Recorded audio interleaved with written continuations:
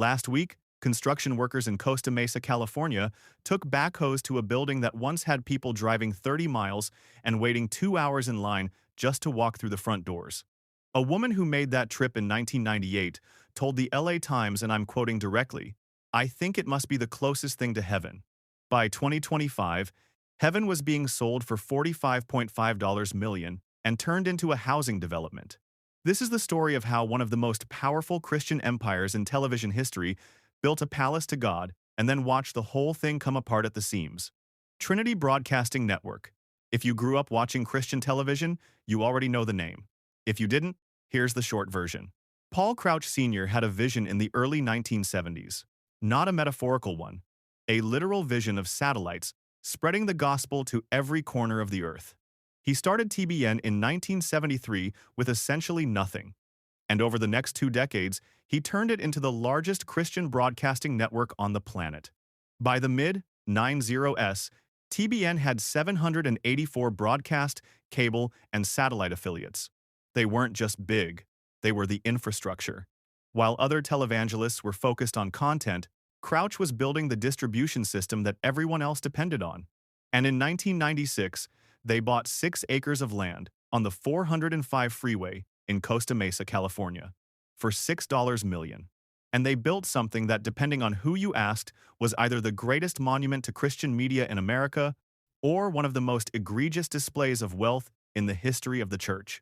The TBN headquarters opened in 1998. 65,000 square feet, curving golden staircases, marble floors, mirror surfaces, floor-to-ceiling murals of biblical characters and angels. Benny Hinn Times said pulling up to it felt like arriving at the White House. Paul Crouch Sr. called it Southern California's version of the Sistine Chapel. Visitors could come 7 days a week.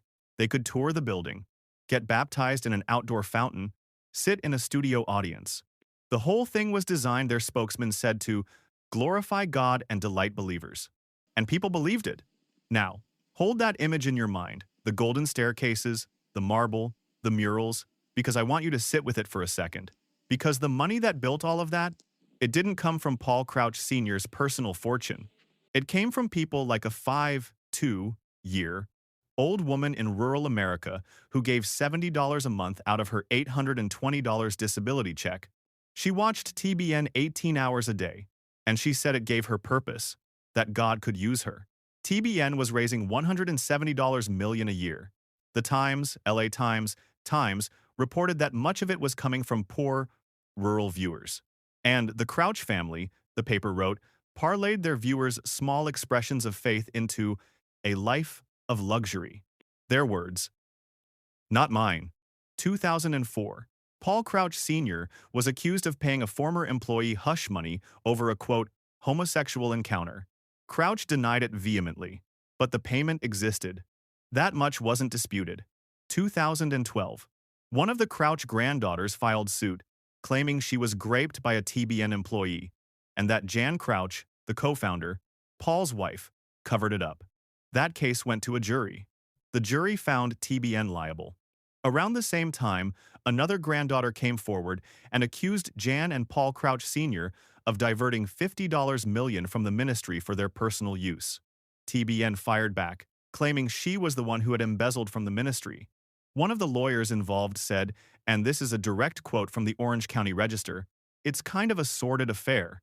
Apted. Which might be the most understated sentence ever written about any institution in American religious history. Here's where it gets complicated. You'd think all of that would have destroyed TBN. It didn't, not immediately. Viewer numbers actually kept growing. By 2014, a year after Paul Crouch Sr. died, TBN was claiming 8,000 cable and satellite affiliates and reach into 80% of American homes. But something was happening behind the scenes. In 2016, the Times Orange County Register Times reported what it called very clear signs of trouble. The theory among observers is that TBN had massively overspent and donations were declining. Whatever the exact cause, and here's the thing, nobody fully knows. In 2017, TBN sold the Costa Mesa headquarters. They got $18 million for it. Matthew Crouch Paul Sr., second son, now running the network, told supporters the sale was about adaptation, reaching millennials, a changing culture. The building had just grown obsolete. Maybe? But the timing lined up precisely with what reporters were calling signs of financial distress. And understanding TBN's true financial picture? Almost impossible, because TBN isn't structured as a single entity. In 2017 alone, it was made up of 11 broadcasting companies, a publisher, a trust, a museum, and a church. Today it's spread across 9 church entities, 4 broadcast companies, 3 production companies, a technology company, a trust, and a shuttered museum.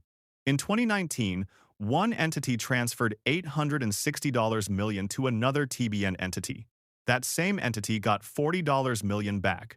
What does that mean? Where did that money come from? Where did it go?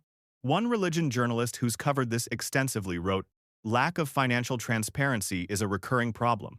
It's impossible to know the true financial status of TBN. After TBN sold it, the building bounced around. A group tried to turn it into an international English language school. Then COVID hit. The money ran out. A commercial real estate company bought it in 2021 for $22 million, renamed it the Palazzo by Koshpin, and started marketing it as a, I'm reading this directly, magical European-style events venue. The Sistine Chapel of Televangelism became a wedding hall. Then, in 2025, it sold again, $45.5 million. And the new owner didn't want to preserve it, didn't want to convert it, proposed to raze it entirely and put up 142 homes. City approved. Meritage Homes moved in. Last week, the backhoes went to work on the golden staircases and the biblical murals and the marble floors. Paul Crouch Jr., the eldest son of the founders, posted on social media when it came down. He said, "My head hurts.